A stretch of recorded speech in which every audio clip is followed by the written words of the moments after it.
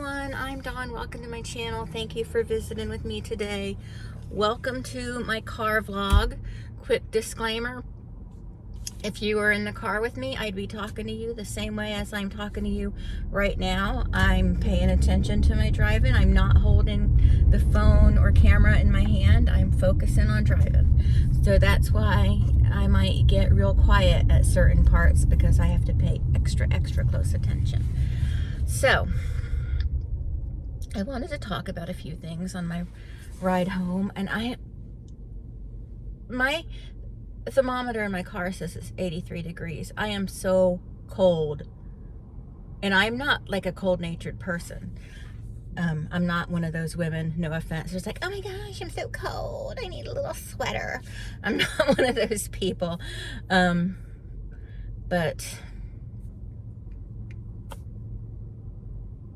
anyway, there are a few things I wanted to talk about. First of all, that Gypsy Rose interview with the Vile Files. Just vile is definitely, I know it's spelled differently, but vile is definitely the word for it. It was, I mean, those people doing the interview, I don't know their name, but it's the Vile Files.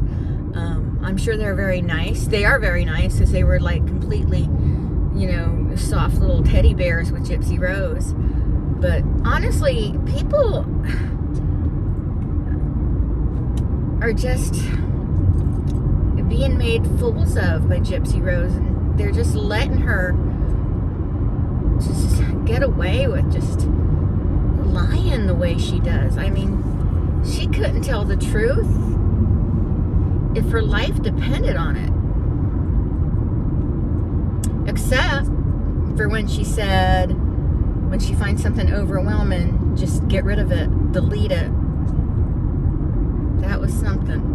When she said that, that will always stand out to me. That's right. That's what Gypsy Rose thinks, you guys. If something is overwhelming, get rid of it. Delete it. Like she got rid of her mom, deleted her mom. Anyway, I'm not saying that Dee Dee was an angel. I've said that a million times. She was no angel. But no one deserves to go like that in their sleep. And I'm not excusing Nicholas either. You know, I know a lot of people, you know, want him to, you know, get a new trial and everything. And I get it. You think he didn't have a fair trial. But I think that if he gets a new trial, then every prisoner with intellectual disabilities should get a new trial. I mean, that's going to be what lawyers use. Like, well, if he gets a new trial, then my client should get a new trial, because had he not been intellectually disabled, he wouldn't have done what he did. You know what I'm saying? Am I making sense to you? And who knows? Maybe they should all get new trials. I don't know. I would have to know all of their cases and all the details, but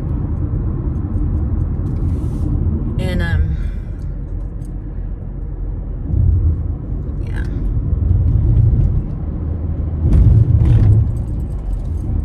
So anyway, I know a lot of people think Nicholas should get a new trial, but the only way, if he did get a new trial, the only way a new trial would help him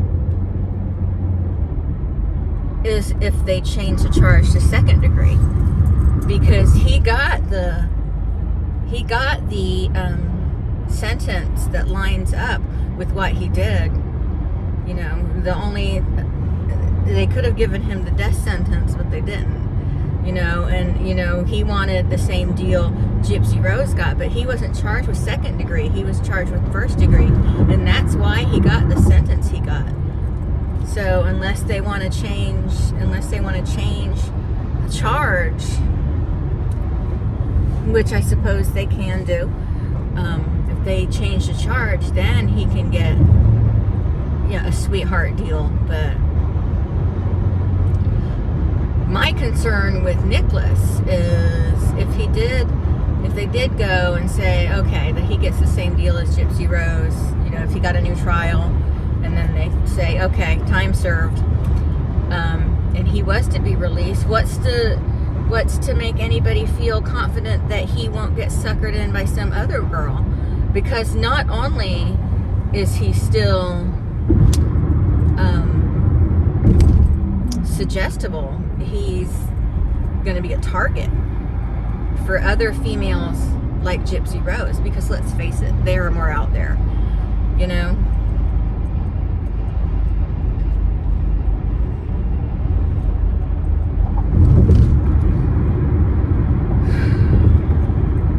Anyway, I hope I made sense.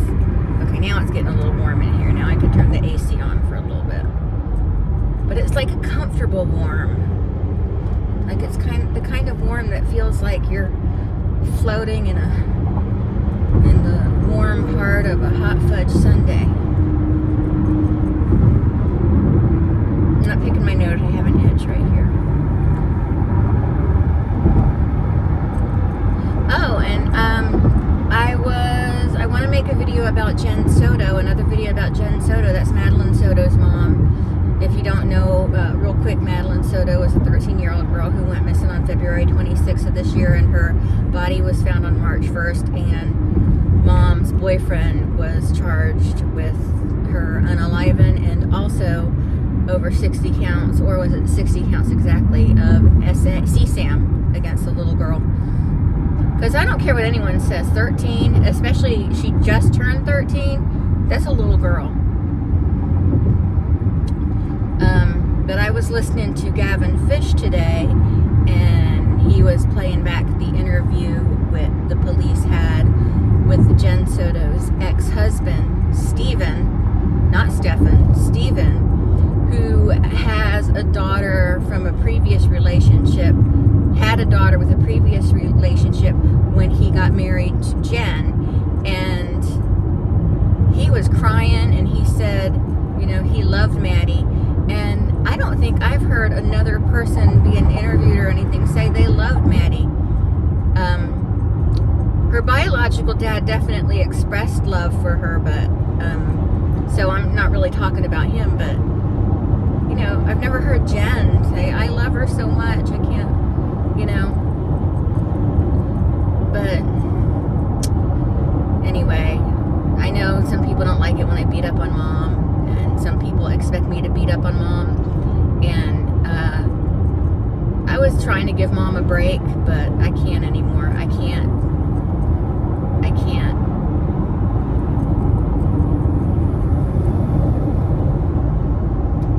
So it's a prime example, after listening to Stephen's interview, at least the parts I listened to, is, you know, Jenn Soto is a prime example of why you need to advocate for your mental health, because she was very mentally ill,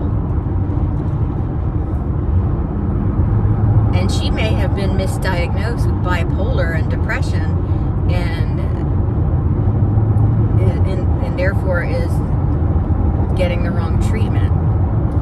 I don't know, but yeah, there's that.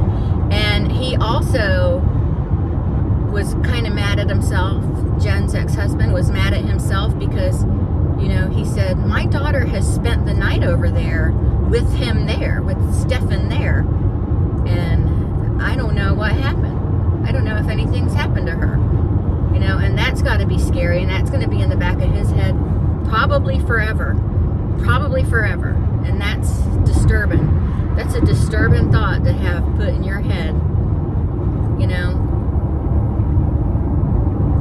But see, his daughter and Madeline were the closest to siblings that each other had, and so they would have sleepovers and stuff at, like, he said not often, but anyway, maybe we'll go over the interview on my channel and talk about details from it. But to have that worry, to have that concern in the back of your mind forever now, because even if the girl says, no, he's never touched me, the truth is, you you never know. You never know. Like Oprah Winfrey, I think it was Oprah Winfrey once said that, like they were talking about CSA, and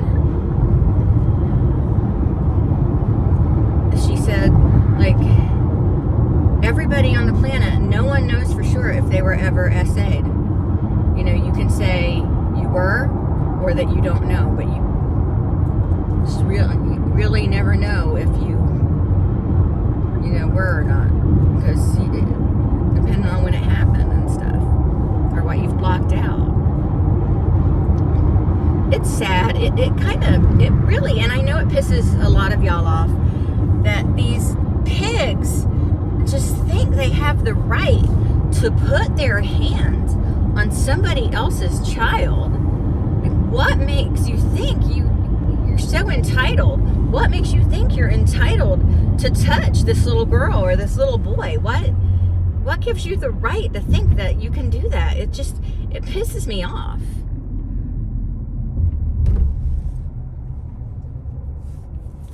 To do the filthy, disgusting things these people do to children, I don't understand what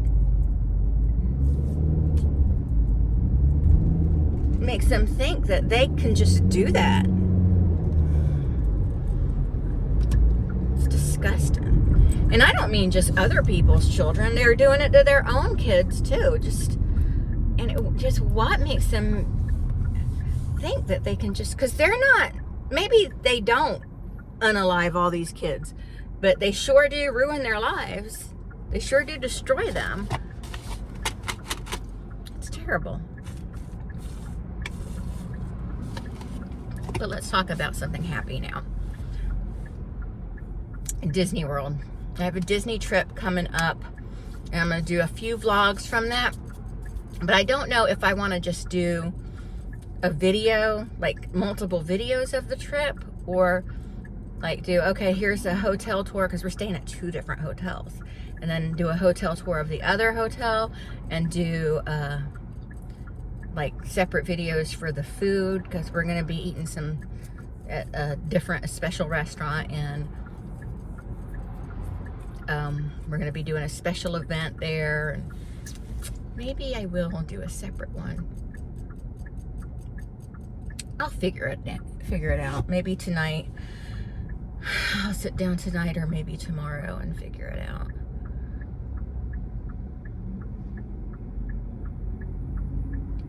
But I love Disney. I do. I'm thinking about what my next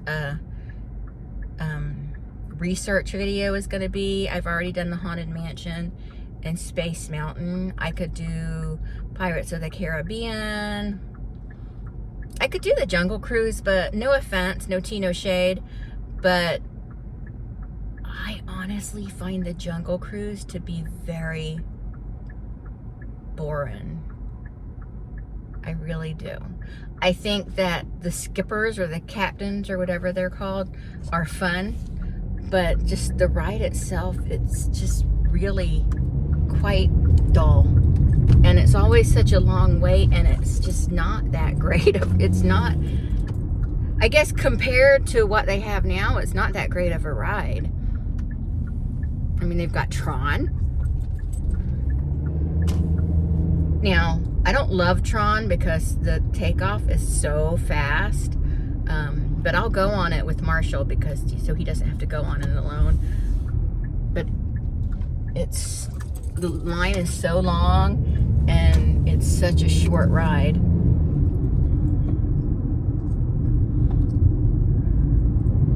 We got Mine Train, that's good. Tiana's Bayou, that's good. I haven't actually been on it since it became Tiana's Bayou. I was on it at Splash Mountain, and it was epic, so I'm going to assume Tiana's Bayou is epic. So, people were so mad at that change, but Disney changes things after several years. You know, that's just something they do. It isn't a slap in the face. They automatically assume, oh, because Tiana's black, they want to do that to be diverse. So what if that's their reason to do it? The Princess and the Frog is a popular movie, or is it The Princess and the Frog? It's a popular movie. It's an adorable movie. Tiana's a beautiful princess. It makes sense for that ride to be changed, you know. Although I do love Song of the South, I do love Brer Rabbit, and I do love all those characters from Song of the South. This story, the theming, definitely needed an update, in my opinion. But I had the cutest little Brer Rabbit from that ride, and I don't know where he went. I think he got tossed.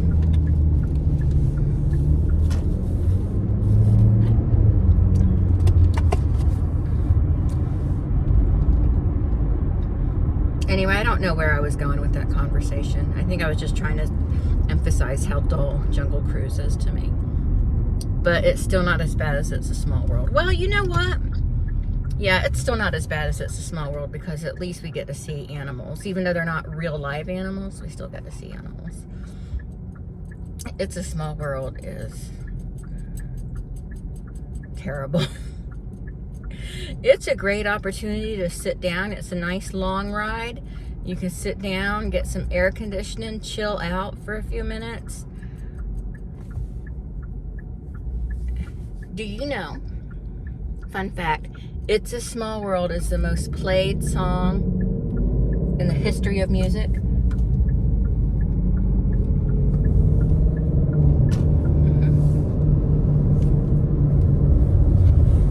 Sure is.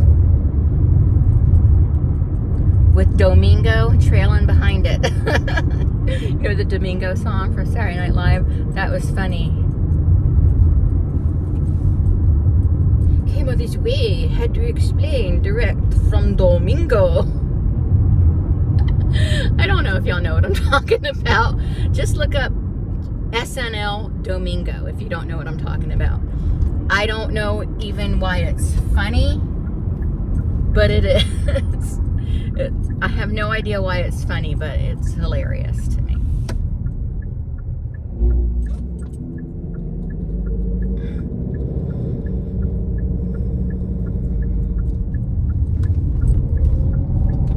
It's almost, not quite, almost as good as Yeet, Yeet, Skirt, Skirt. But Yeet, Yeet, Skirt, Skirt is the best, in my opinion. And Fenced In Area. I don't know if y'all know about Fenced In Area, but there's, I'll try to find it, and if I do find it, I'll link it in my community post. But there was a clip from Saturday Night Live when Billy Bob Thornton hosted. And it was so stupid. It's so stupid. But he's got a little fenced-in area. It's just a little,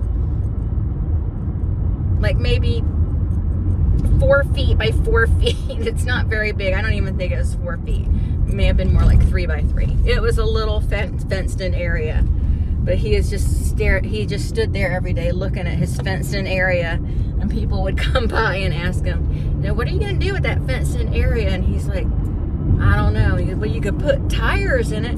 He's like, man, I'm not going to put tires in my fenced-in area. I don't know why it was so funny, but me and Eric just laughed our butts off. It was hilarious to us because we know fenced-in area folk. We know fenced-in area people. And then, of course, David S. Pumpkins. That's hilarious. The David S. Pumpkins thing, I saw that, like, when Tom Hanks first did David S. Pumpkins, and I just waited and waited and waited for Eric to get home so I could show him. I was like, Eric, I gotta show you this. I don't know why this is funny, but it just is. And he loved it. So, that was funny. I'm sorry, I'm just chit-chatting with y'all. For one thing, I'm also really tired, and if I'm talking, it's keeping me awake.